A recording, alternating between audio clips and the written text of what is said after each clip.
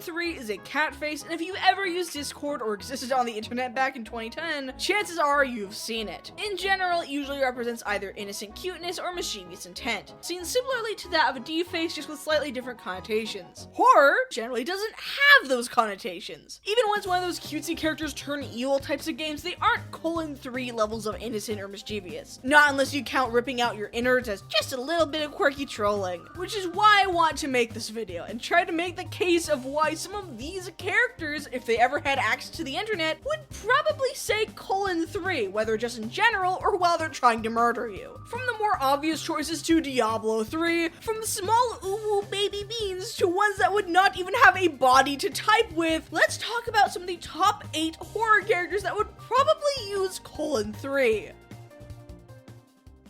Number 8. The rat from House. I'm surprised at just how many people forget that House exists. House is a game where you are stuck in a time loop within your very cursed house and must figure out a way to break the curse through trial and error. While you're going about the game, one of the areas you're almost guaranteed to go to early on is the storage room, of which once you make it to the leftmost side of the room, a giant rat will come crashing in through the side window and meander towards you. Now, if you have the right materials, you can kill it, which you need to for one of the endings, but alternatively, once Mom calls you for lunch, allowing you to obtain the sandwich, you can give it to the rat, allowing you two to become friends. So long as you have update 1.2 or later, you can actually talk to the rat, of whom seems to be a pretty chill guy, all things considered. Scooting ahead to 1.5 with the Melody DLC though, we get to see the rat later, after Tabby left, with the house still deteriorating. Upon entering the living room, you may spot a tiny mouse carrying a sandwich to the storage room, which if you follow leads you to obesity. It leads you to obesity. They'll ask you for a drink, you'll get them some from a less than reputable source, and in return, you get a key they swallowed, to which that's pretty much the end of what the rat offers. Though from the little we've seen, they're pretty chill and seem to get really excited by sandwiches, as all good rats do. And honestly, that sounds like a vibe. I feel like they just :3 as a replacement to thanks every time you or Mom brought them a sandwich. Just a silent smirk from a rat just enjoying their rat life, man. And honestly, I think it's pretty fitting. Number 7. Kinetopet.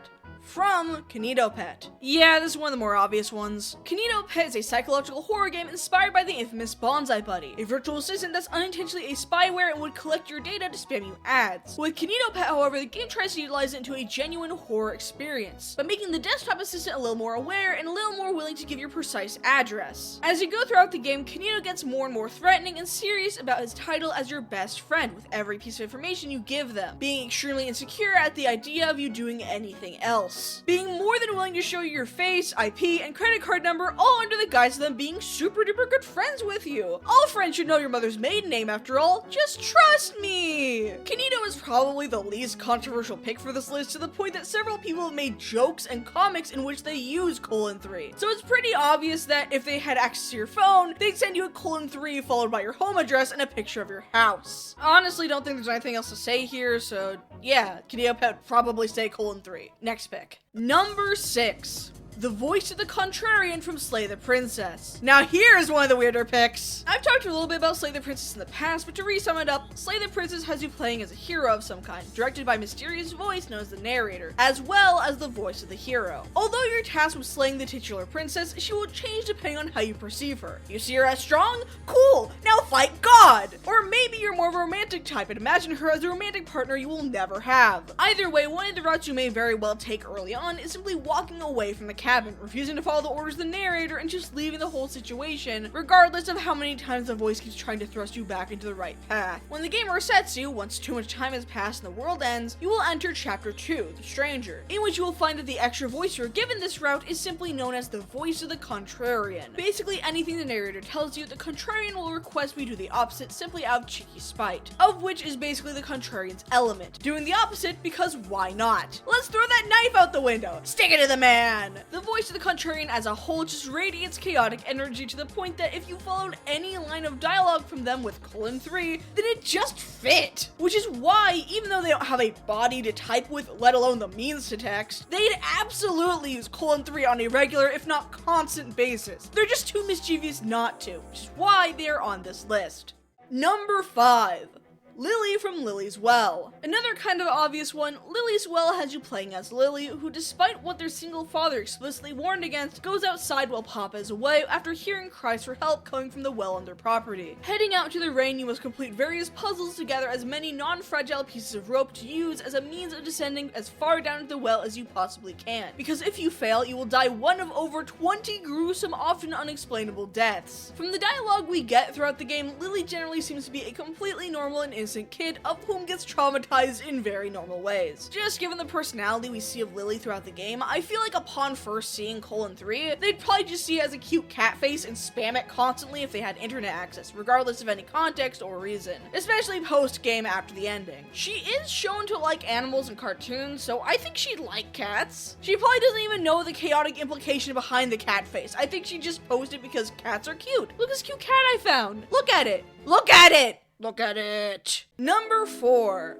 JJ from FNAF. I feel like a lot of people forget this character exists. JJ is a character that first appeared in FNAF 2 as an Easter egg, and later appeared in Ultimate Custom Night. In their original appearance, they would appear under the desk at a 1 in 1,000 chance whenever you'd flip up your monitor. They didn't actually do anything up until their Ultimate Custom Night appearance, where they would now actively enter through the vents and be your problem child. Specifically, they'd completely deactivate the doors. Fine for lower numbers, but if you're doing a 50-20 run, you're dead. There's no recovering from that. So basically, unlike BB, JJ straight up rips out the batteries out of the doors, which pretty much shows between the 2 robo-children, 3 robo-children, 4, 5, between the robo-children, she just has way more chaotic energy than the others. Just from vibes alone, I feel like she'd 100% be the type to set up a custom script to spam this to your phone until it no longer functioned. Again, I know this one's mostly just vibes because they only show up in 3 of the 19 games, one of which being FNAF World, which doesn't really count. Plus, I have minor bias because I grew up with Eth Goes Boom's take of JJ, but in general, JJ has always had the vibe of a chaotic little 3 loving hobgoblin, and I love her. Plus, just look at that face under the table and tell me she would not use that in all of her messages to you, Discord or otherwise. Number 3, Tattletale from Tattletale. Another obvious one, but can you really blame me? Tattletale is a beloved yet relatively forgotten mascot horror game spoofing on Furbies, where you open your presents early before Christmas and must face the consequences as you wander the house alone, feeding your tattletale while you try your best to avoid getting hunted down by Mama. As the game progresses and weirder and creepier things happen during your tasks each night, it all culminates into the Tattletales having you commit a satanic ritual to banish Mama. Unless you have the Kaleidoscope DLC, but that's neither here nor there. Despite the Satan angle, they generally seem to have the intelligence of a child. Though given their name and some of what happens during the game, they definitely fit the mischief that 3 is associated with, as well as the innocence. I feel like they'd think that 3 is specifically for them in that their face is kind of shaped similar with the muzzle-like bumps on the top lip, and so he'd probably text it to you via built-in Bluetooth capabilities even when you're barely a foot apart from each other. Either that, or they text it to you as they try to coax you into killing your parents or something. He has it in them. Number 2. Tyrael from Diablo 3. I told you Diablo 3 would be on this list. Diablo 3 is a pretty good action RPG where you go around slaying demons after the dead begun to rise seemingly at random, and people would begin to get sick with a plague that would turn the innocent into a raging parasite demon spawn. Sometime within the first chapter, as you do your best to help Cain in figuring out the cause of these attacks, you eventually find a mysterious man and a creator with no memory. By the end of the chapter though, we learn that Tyrael is the Angel of Justice who had become a fallen angel to warn humanity about the impending attack from Diablo, and acts as one of our main companions throughout the entire game campaign, as we do our best to seal away the various lords of hell and stop the destruction of heaven itself. Tyrael as a character is very interesting, especially in relation to this list, as they are neither innocent and cutesy, nor smug and devious, yet still gives the energy that they text this to someone. You can just feel the excitement radiate from him whenever we're about to take down a hell lord whenever his dialogue appears, so it's not a far off thought. Like, I could imagine him messaging it to you on Discord in response to you confirming that you're still gonna go break some demon's spines with him later, or in response to you buying him a copy of Doom Eternal. He just gives off the vibes of someone excited for what they do and loving it, and as such, he'd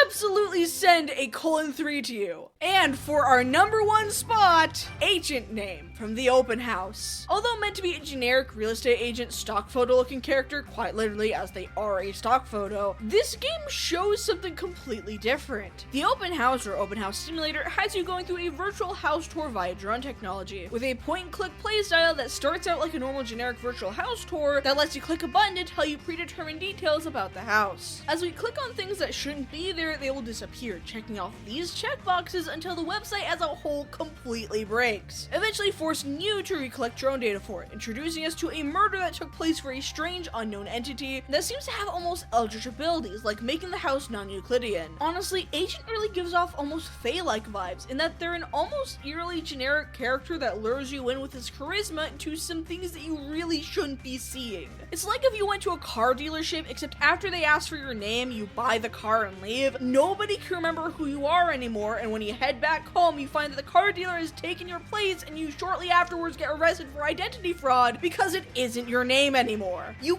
gave them your name, after all. That just feels like the kind of logic that Agent has. I guess it's not exactly eldritch, but more trickster that will ruin your life in ways that are incomprehensible to the human psyche. Like, I feel like the Agent would be the type to take your spleen as a down payment for a rental place and then deny your application anyways. And on the off chance that you do get a place and need your washer fixed or something, you bet their denial text will be followed by a :3 and a just fix it yourself. There's supplies in the meat hallway. Go get her, champ. I know it's a weirder pick, but I will die on this hill that the Agent would text :3 and thus are very deserving of the #1 spot on this list.